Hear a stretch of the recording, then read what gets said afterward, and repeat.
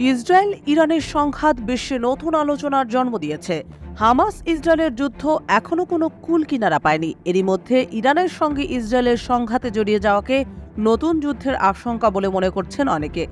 চলমান উত্তেজনার মধ্যেই আরও এক বোমা ফাটালো ইরান। গত বুধবার রয়টার্সে প্রকাশিত এক খবরে বলা হয়েছে, যে কোনো হামলা মোকাবেলায় ইরানের সেনাবাহিনী সদা প্রস্তুত। দেশটির বিমান বাহিনী ও নৌবাহিনীর পক্ষ থেকে একথা বলা হয়েছে। এদিকে ইরানের প্রেসিডেন্ট ইব্রাহিম রাইসিও ক্রমাগত কঠোর হুঁশিয়ারি দিয়ে যাচ্ছেন নেতানিয়াহুর সরকার ও বাহিনীকে। গত বুধবার সেনাবাহিনী দিবসের এক কুচকাওয়াজে ইরানের প্রেসিডেন্ট ইব্রাহিম রাইসি বলেছেন, জায়নবাদী শাসক গোষ্ঠীর হামলার কঠোর জবাব দেওয়া হবে। সেনা দিবসের অনুষ্ঠানে বিমান বাহিনীর কমান্ডার ইসরায়েলকে সতর্ক করে বলেছেন, যে কোনো ইসরায়েলি হামলা মোকাবেলায় রুশ নির্মিত সুখোই সু-24 সহ যুদ্ধবিমান প্রস্তুত রয়েছে।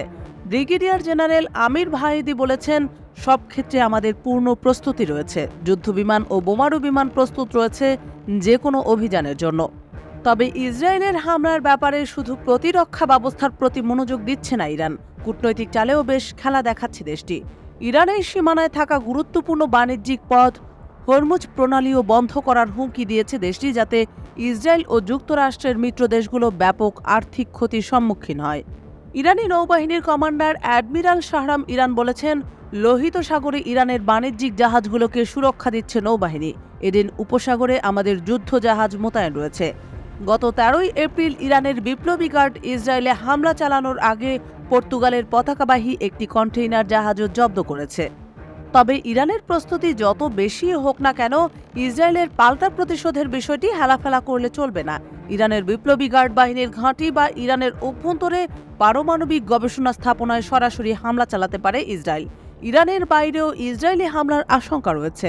এসব হামলা সফলভাবে প্রতিহত করার শক্তি সামর্থ্য ইরানের আছে কিনা তা নিয়েও আরও বিচার বিশ্লেষণ জরুরি। একথা ভুলে যাওয়া চলবে না যে ইরানের সঙ্গে ইসরায়েলের দা কুমড়ার সম্পর্ক নতুন কিছু নয়। ইরান বারবার অভিযোগ করে আসছে, বিগত এক দশক ধরে নেতানিয়াহুর নির্দেশে ধারাবাহিক আক্রমণের শিকার হচ্ছে তেহরান। সেখানে গুপ্ত হত্যার মতো ঘটনা ঘটেছে বেশ কয়েক দফা। ইরানের অনেক পারমাণবিক বিজ্ঞানীকে ইসরায়েল হত্যা করেছে।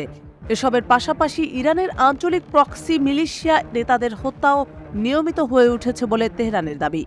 বিশেষ করে গত বছরের 7 অক্টোবর ইসরায়েলি ভূখণ্ডে হামাসের হামলার পর থেকে ইরানকে লক্ষ্য করে হামলা ও হত্যার ঘটনা বেড়েছে। উদাহরণ হিসেবে বলা যায়, ডিসেম্বরে দামেস্কে ইরানের সিনিয়র জেনারেল সাইদ রাজি মুসাভিকে নৃশংসভাবে হত্যা করা হয়। তবে এর প্রতিক্রিয়ায় খুব ধীর গতিতে এগোচ্ছিল তেহরান। কিন্তু 1 এপ্রিল সিরিয়ায় ইরানি দূতাবাসে বোমা হামলার ঘটনায় নড়ে চড়ে বসে ইরান। ওই হামলায় বেশ কয়েকজন সিনিয়র কমান্ডার নিহত হলে স্বভাবসুলভ ধীরগতির প্রতিক্রিয়া থেকে বেরিয়ে এসে গতিশীল প্রতিক্রিয়া দেখাতে শুরু করে খামেনি প্রশাসন। খামেনি এক মন্তব্যে বলেন, ইসরায়েল রেড লাইন অতিক্রম করেছে। তার ঠিক পরপরই ইসরায়েলে হামলা চালিয়ে বসে তেহরান। এরপর যদি ইসরায়েলের পক্ষ থেকে ইরানে কোনো আক্রমণ আসে, এটির প্রতিক্রিয়া হিসেবে ইরান যে আর চুপ থাকবে না সে ব্যাপারে দেশটির প্রশাসন বারবার সতর্ক করে দিচ্ছে ইসরায়েলকে।